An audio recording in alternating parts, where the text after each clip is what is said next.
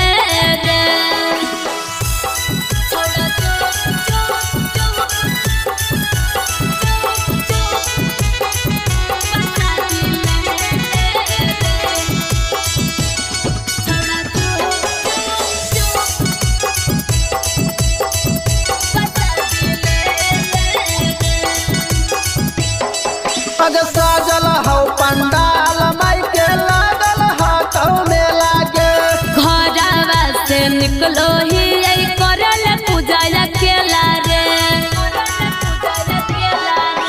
साजल हौ पंडाल माई के लागल हाथों में लागे घरवा से निकलो ही करल पूजा अकेला रे। सावन खुशी पूजा करे में मिले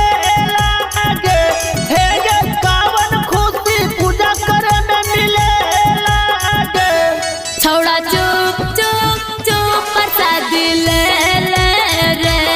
छौड़ा चुप चुप चुप आरती ले ले रे। छौड़ा चुप चुप चुप प्रसादी ले ले रे। छौड़ा चुप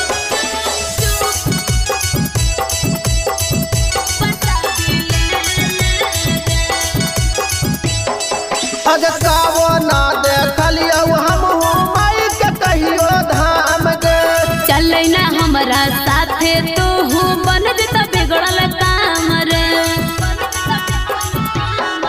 अजकावो ना देखलियो हम माई के कहियो धाम गे चले ना हमरा साथे तू